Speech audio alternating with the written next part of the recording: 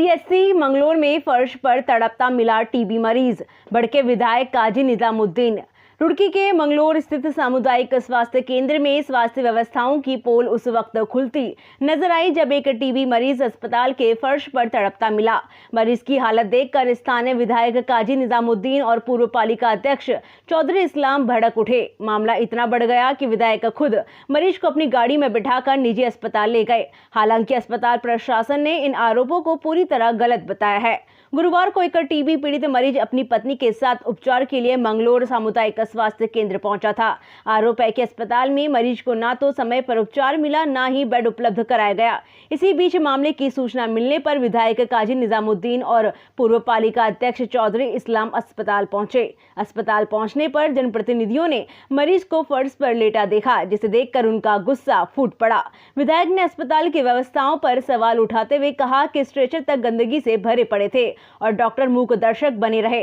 विधायक ने इसे मानवता को शर्मसार करने वाली घटना बताते हुए स्वास्थ्य विभाग से निष्पक्ष जांच की मांग की। विधायक मंगलोर काजी निजामुद्दीन ने कहा कि जब हम अस्पताल पहुंचे तो मरीज फर्श पर पड़ा तड़प रहा था। गरीब मरीजों के साथ ऐसा व्यवहार किसी भी हालत में बर्दाश्त नहीं किया जाएगा। जिम्मेदार कर्मचारियों पर कार्रवाई होनी चाहिए। वहीं पूर्व पालिका अध्यक्ष चौधरी इस्लाम ने भी अस्पताल के चिकित्सक पर दुर्व्यवहार का आरोप लगाया। बढ़ते विवाद और मरीज की हालत को देखते हुए विधायक मरीज को अपनी निजी गाड़ी से रुड़की के निजी अस्पताल में भर्ती कराने के लिए ले गए। सामुदायिक स्वास्थ्य केंद्र की अधीक्षक डॉक्टर गंभीर सिंह तालियान का कहना है कि विधायक को गलत जानकारी दी गई है। इस्लाम साहब हमारे पूर्व चेयरमैन नगर पालिका मंगलौर, इनकी कीमो हुई थी तो अपने घर पर आराम कर रहे थे। रात ही कीमो करा कर आए। इनके पास एक महिला आई सुबह, ये कोई 1 बजे के लगभग, तो उसने आकर इनसे के सामने बताया कि उसका पति टीबी का बीमार है और गंभीर अवस्था में वहाँ अस्पताल के गेट पर पड़ा है और कोई अस्पताल कर्मचारी डॉक्टर उसको उसकी सुध नहीं ले रहा। ये धीरे धीरे वहाँ पहुँच गए। कीमो होने के बावजूद 200 इनके घर से 20-25 कदम दूर अस्पताल है, ये चले गए। तो वहाँ जाकर इन्होंने डॉक्टर से बात की तो उनका व्यवहार अच्छा नहीं था इनके प्रति भी। मरीज तो छोड़ दीजिए, इन्होंने मुझे फ़ोन किया, मैं कहीं था तो मैं वहाँ से, जहाँ भी कहीं था मैं वहाँ से आया। आने के बाद मैंने वहाँ देखा वो मरीज नीचे लेटा है और उसकी पत्नी और बच्चा उसका वहाँ बेंच पर बैठा है। मैंने सीएमएस के बारे में पूछा, सीएमएस नहीं थी, 1:30 बजे की बात है। डॉक्टर्स के बारे में पूछा, मुझे कोई बहुत पॉजिटिव रिस्पांस वहाँ स्टाफ की तरफ से नहीं मिला। तो फिर मैंने किसी से कहा स्ट्रेचर लेकर आओ। स्ट्रेचर कोई सरकारी स्टाफ स्ट्रेचर नहीं लाया, एक प्राइवेट व्यक्ति स्ट्रेचर लेकर आया जिस पर धूल इतनी थी कि उस धूल को मैं ही साफ करने लगा तो कोई वहाँ किसी ने एक हाथ नहीं बढ़ाया कि हम ही साफ कर दें। एनीवे, उस कंडीशन उस हॉस्पिटल वहाँ देखकर मुझे ऐसा लगा कि ये यहाँ मर ना जाए मरीज, तो मैं उसको अपनी गाड़ी में लेकर रुड़की हॉस्पिटल गया। रुड़की मैंने उसको विनय विशाल हॉस्पिटल में एडमिट कराया। दोनों डॉक्टर से, विनय जी से, विशाल जी से बात हुई। उन्होंने बड़े अच्छे तरीके से अपने जितने भी स्पेशलिस्ट डॉक्टर्स हैं वहाँ उस पर लगाए और अच्छी, अब बेहतर उसकी कंडीशन वहाँ पर है। ये पर्चा है उसका, दिलशाद इसी हॉस्पिटल का टीबी का मरीज है। टीबी के मरीज की तो दवा भी अस्पताल के अंदर रखी जाती है, एक दिन उसकी दवा मिस नहीं होनी चाहिए। अगर कोई मरीज किसी अस्पताल के गेट पर आता है तो उसको फर्स्ट एड देना तो अस्पताल की जिम्मेदारी है, और अगर उनका बस का इसका इलाज नहीं था तो उसको 108 एम्बुलेंस बुलाकर हायर सेंटर रेफर करके वहाँ इनको भेजना चाहिए था। तो लेकिन अगर ऐसा उन्होंने नहीं किया तो हम आज इस जो सरकार अपने स्वास्थ्य विभाग की बड़ी कामयाबी के ढिंढोरा पीटती है, उसकी आज ये पोल खुल रही है। अगर मंगलौर जैसे हॉस्पिटल में अगर ये हाल मरीजों का है तो फिर पहाड़ के दूरस्थ अस्पतालों में क्या हाल हो रहा होगा मरीजों का। तो इस प्रकरण की जांच होनी चाहिए और जो दोषी हैं उनके खिलाफ सख्त कार्रवाई होनी चाहिए। और सरकार, उत्तराखंड की भारतीय जनता पार्टी की सरकार अपने अस्पतालों की स्वास्थ्य सेवाओं की सुध ले, इस प्रकरण से सबक ले। तो आज मैं तो बल्कि रात दिल्ली से आया था कोई 11:30 बजे। मेरी कीमो और रेडिएशन वगैरह हो रही फोर्टिस अस्पताल में। तो मैं तो थका पिटा, सुबह कुछ लोग 12:30 1 खटाई बुरा था, मेरा हाल पूछने के लिए आए हुए थे। एक औरत एक बच्चा ले रही छोटा सा, आगे रोने लगी बाहर शहर में।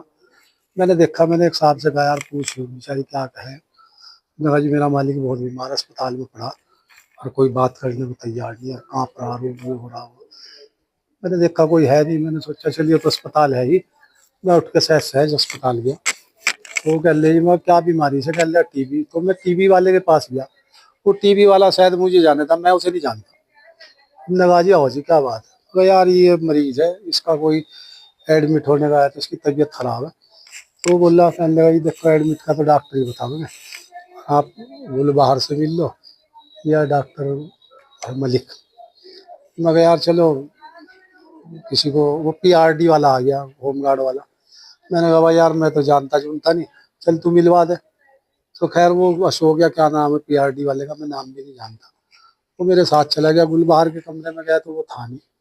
फिर वो कह रहे जी डॉक्टर मलिक है। मैं चल उनसे मिलवा दे। वो ले गया। तो वो दोनों वीडियो देख रहे थे वहाँ। डॉक्टर एक लड़का और था के पास में। मैंने नमस्ते करी, नमस्ते करके बैठने लगा तो उसने इशारे से, मैं कुर्सी पर बैठ, कुर्सी पर से इशारा करा इस पर, मैं स्टूल पर बैठ गया। जगह इस पर बैठे स्टूल पर, इशारे से हाथ से।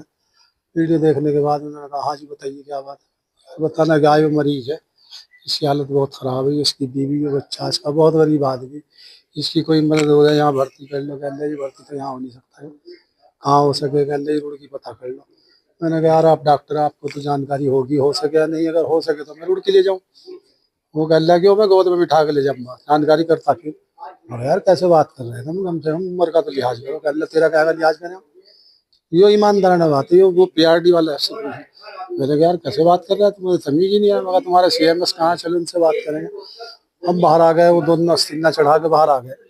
मगर यार मैं लड़ने नहीं आया, मेरे साथ मरीज है ना, मुझे लड़ने का शौक ना, मेरा व्यवहार है। तो मैं जाग गया तो डॉक्टर विपिन और वो पीके सिंह बैठे थे। वो किसी एविडेंस में आया था लखनऊ से। पीके सिंह वैसे तो रिटायर हो गया वो। तो मैं यार वो कह रहे ये हमारी भी नहीं कोई सुनता, हम ही जा गए। मैंने कहा भाई पीआरटी वाले को यहाँ ये बताए नहीं काम आपने। मैंने कहा जी बिल्कुल ठीक है, हमने इसी तरह बयान करा जो हुआ। चलो अब वहाँ से इतने में विधायक जी का फोन आ गया, कहा हॉस्पिटल में। मगर विधायक जी यहाँ तो बहुत बुरा हाल है। मगर 3 घंटे से फर्श पे लेट रहा है, मैं कोई सुनने वाला है। पहले मैं आ रहा, मेरी ब्रेड से चलते हैं, यहाँ आ गए, हम अस्पताल गए तो नीचे लेट ही रहा था। मैंने कहा भाई सीएमएस कहा, पहले ही नगर निगम में। पहले अरे मैं यहाँ के बारे में पूछ रहा, नगर निगम के नहीं, नगर निगम में क्यों है, यहाँ क्यों नहीं है, ये बात होती रही। वो सारे डॉक्टर धीरे धीरे इकट्ठे हो गए। चलो खैर गेट पर आ गया। मगर ये पूरा मरीज इन्होंने स्टेशन लो। स्टेशन जो आया, स्टेशन शायद जब जाया आवाज पर कपड़ा भी लगा, इतनी इतनी धूल थी।